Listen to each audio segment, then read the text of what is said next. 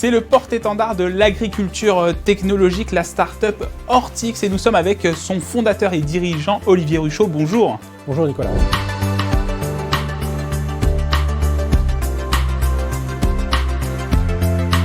Alors vous avez rejoint le SkiCube en 2018, vous faites partie de ces start-up anciennes maintenant. Et puis d'ailleurs vous allez quitter le SkiCube. Très prochainement, puisqu'à la fin de la semaine, on commence à faire nos cartons et on déménage à Promopole, en l'occurrence, pas très loin d'ici. Alors quel bilan vous faites justement de ces années passées ici au SkiCube?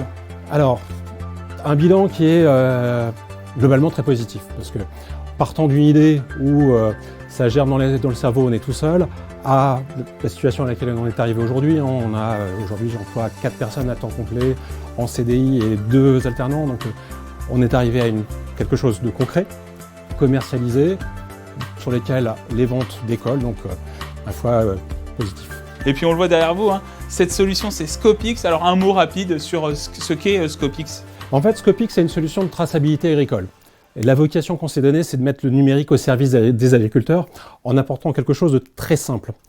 En fait, au travers de Scopix, on répond à une problématique double, une problématique réglementaire, celle de la traçabilité, et puis une problématique de temps. Parce que les agriculteurs ont beaucoup d'activités et l'enregistrement de traçabilité, ça constitue une corvée pour eux.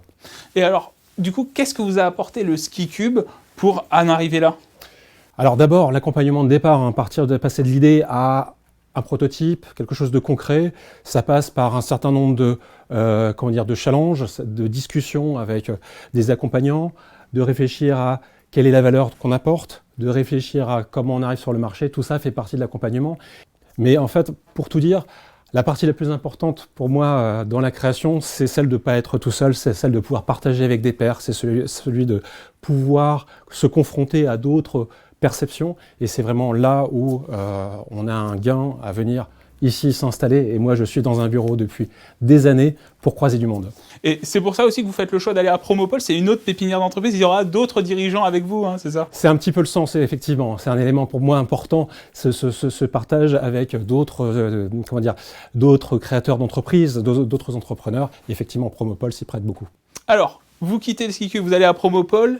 2023, ça va être quelle année pour Ortix? En vrai dire, ça va être l'année, j'espère, du décollage commercial. J'ai recruté un responsable commercial il y a maintenant quelques mois. Il est en train de vraiment monter en puissance et l'objectif, c'est vraiment de faire de 2023, concrètement, une accélération commerciale. C'est-à-dire que là, aujourd'hui, vous avez déjà plusieurs partenaires au niveau France, au niveau régional, comment? J'ai des partenaires dans le domaine coopératif agricole sur les Hauts-de-France, l'Est, l'Ouest parisien, et puis également un partenaire avec la Banque Populaire sur le Sud parisien. Donc on est déjà, on couvre presque la moitié du territoire. Objectif l'Europe? Alors, Objectif l'Europe, ça fait partie des projets. On se projette sur l'Europe, potentiellement au début d'approche en 2024. Et puis, si ça s'y prête, si on trouve un marché, si on trouve des partenaires, pourquoi pas un développement plus large en 2025. Merci beaucoup, Olivier Ruchot.